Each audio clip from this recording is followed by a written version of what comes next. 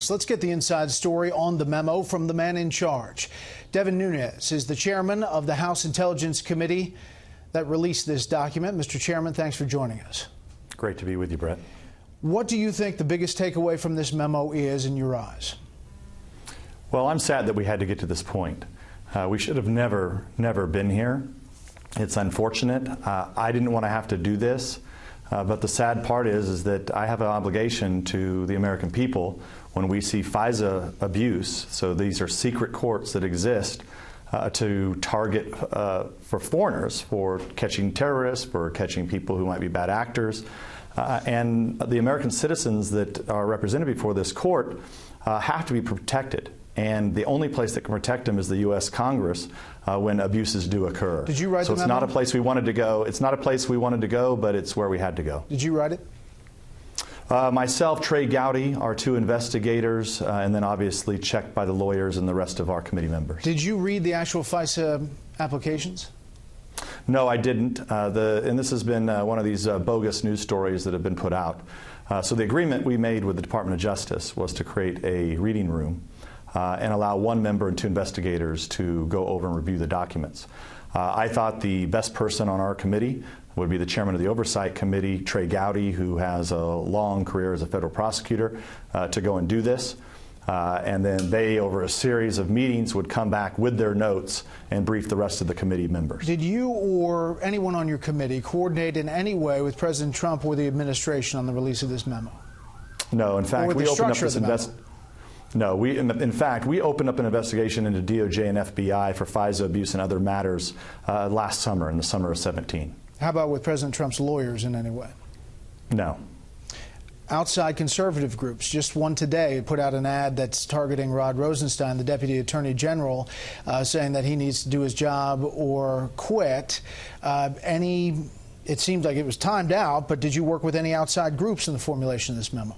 No, I didn't. In fact, I personally like Rod Rosenstein. But look, the bottom line here is both Mr. Rosenstein, Mr. Sessions, Attorney General Sessions, and Director Wray have work to do. And they can't start doing their work to root out the problems if you don't admit first that you have a problem, and they've been unwilling to do that.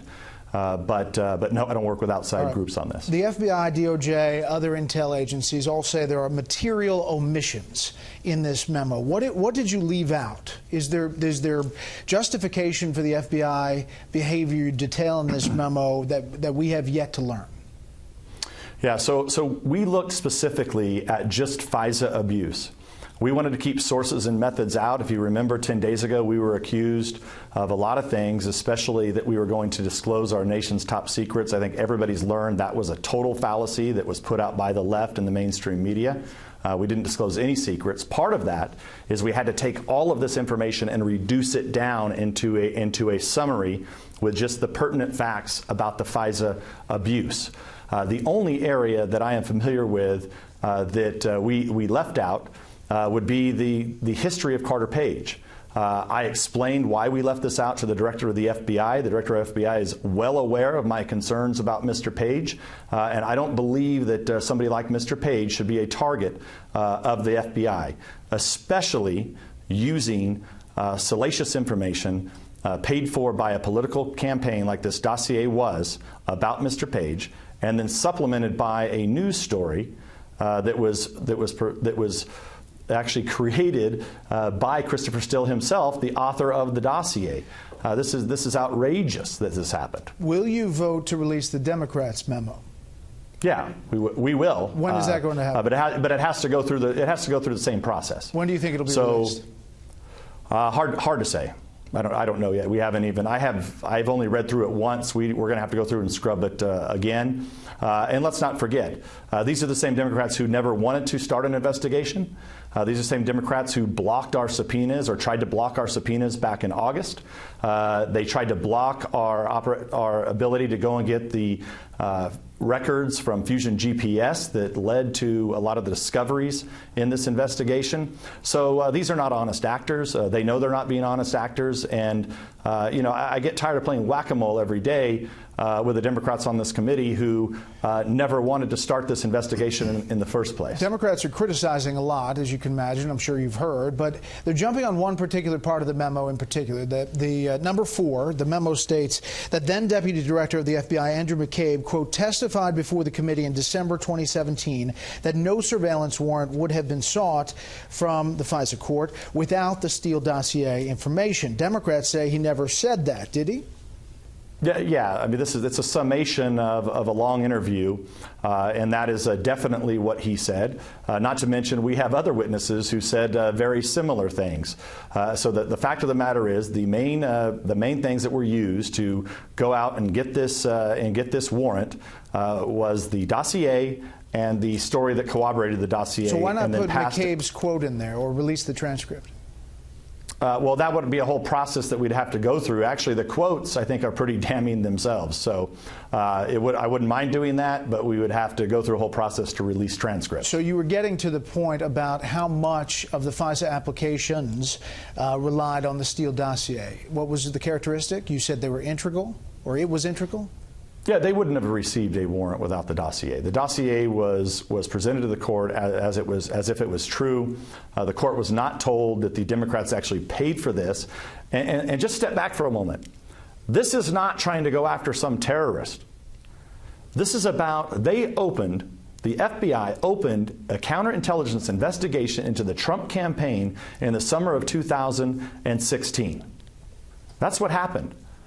And then they got a warrant on someone in the Trump campaign using opposition research paid for by the Democratic Party and the Hillary Clinton campaign. That's what this is about, and it's wrong, and it should never be done. Is it true that the FBI led the FISA application with the dossier?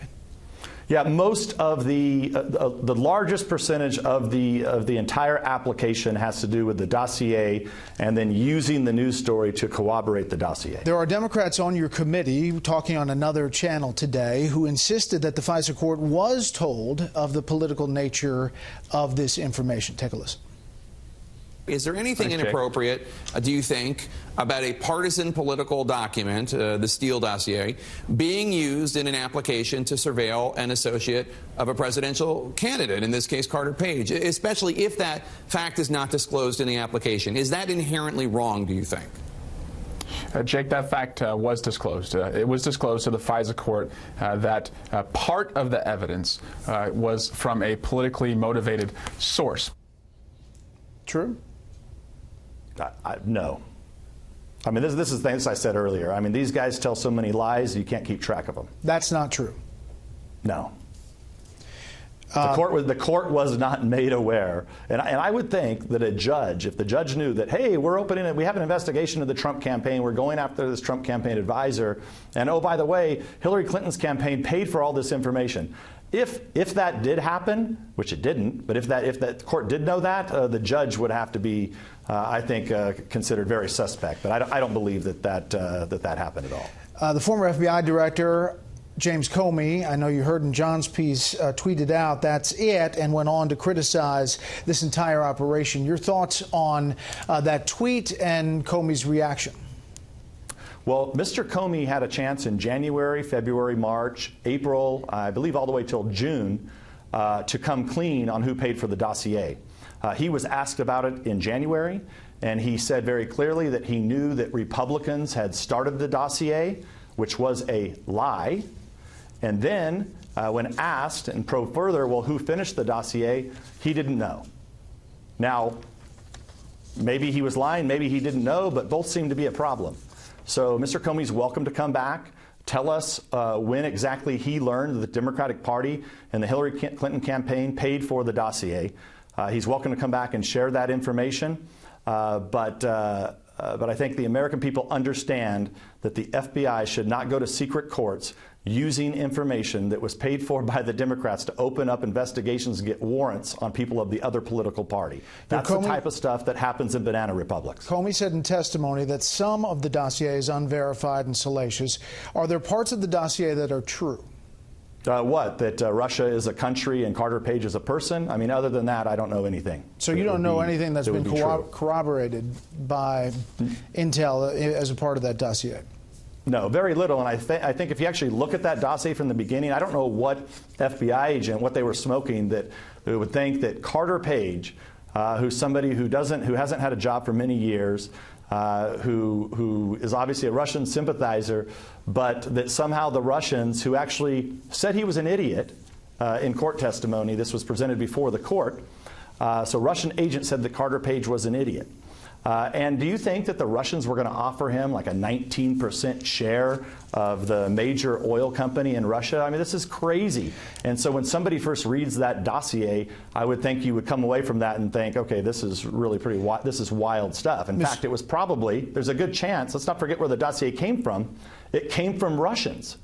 So there's clear evidence of collusion with the Russians. It just happens to be with the Hillary Clinton campaign and the Democratic National Committee that the news media fails to talk about or fails to even investigate. Mr. Chairman, you know FISA is controversial to begin with. It was challenged for reauthorization, Section 702 recently. Members often look for reasons to vote against FISA, some of them civil liberties concerns.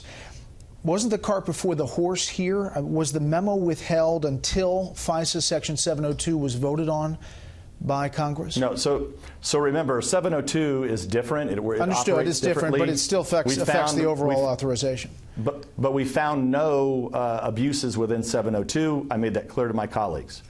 Don't forget, the FBI and DOJ stonewalled us. We had to subpoena documents in August. We had several meetings all through the fall trying to get documents. Remember, at the beginning of January, people tend to forget this, when the FBI director and Mr. Rosenstein tried to do an end run around our committee and attempted to go to the speaker so that we would not hold them in contempt. That was not until just a few weeks ago. Right. So it took Let me ask you about that. January 10th, there was supposedly a meeting where Rosenstein comes up to you about document production, and it got fairly heated. Is that accurate? Look, I mean, I've had several meetings with Mr. Rosenstein, and I like him personally. And I think that he can fix the problems over at DOJ, and we're willing to work with him. So you don't think he should be fired from his job? Well, look, that's not my decision. All I can say is that Mr. Rosenstein has a long career. But look, he's never really been in Washington, D.C. But you know there are some members who are using this to question the Mueller investigation. Are you separating the two? Well, I think what's happening is I think the mainstream media and the Democrats are tying this to the Mueller investigation because they're trying to perpetuate this nonsense of obstruction of justice because they've left the Russia collusion issue. They know there was no collusion. And you know, I've been saying this for a year now that there was no evidence of collusion. Are there other memos? So now you fast forward. Are there other memos that are going to come out? Are there other memos? You said this was phase one. Yeah, so this completes just the FISA abuse portion of our investigation. We are in the middle of what I call phase two of our investigation, which involves other departments, specifically the State Department and some of the involvement that they had in this. That investigation is ongoing, and we continue to work towards finding answers and asking the right questions to try to get to the bottom of what exactly the State Department was up to in terms of this Russian investigation. Quickly, Mr. Chairman, some people have called you a Russian agent. Others have said you should be fired. The barbs today on cable TV were pretty amazing. Your thoughts in dealing with all of this in the job that you have? Yeah, it's actually quite enjoyable. Because we have the underlying facts. We've been investigating this for a really long time. So you know that you're over the target when you're being attacked from all sides. Mr. Chairman, we have to leave it there. The computer's going to cut us off. We appreciate the time, sir, and we will follow it up. Thank you, Brett. Thank you.